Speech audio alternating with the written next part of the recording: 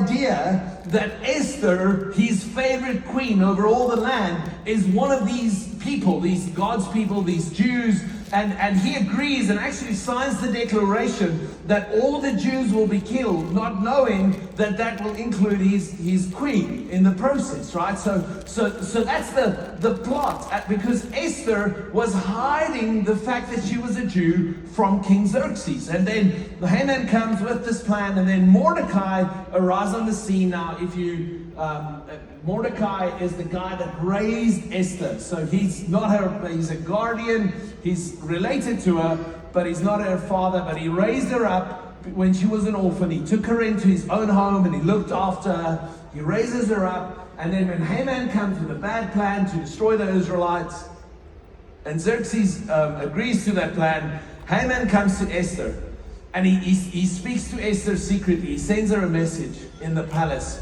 And this is what he tells her. He says in Esther chapter 4 verse 14, he says, "Who knows whether you have come to the kingdom for a time such as this?" Who knows that God had positioned you in this place as queen for a season and a time such as this. And I believe this is the book of Esther speaking to you loudly today.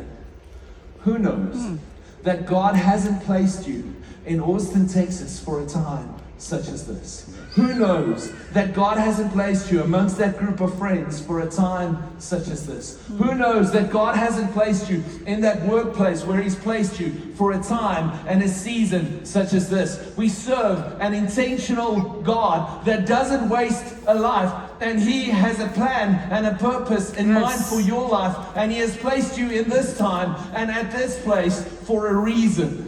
You are purposeful. God has a plan for your life. And just like Esther was where she was when she was for a reason, I want to tell you, you are where you are for a reason. And God has prepared you, and He's planned you, and He's made you for a time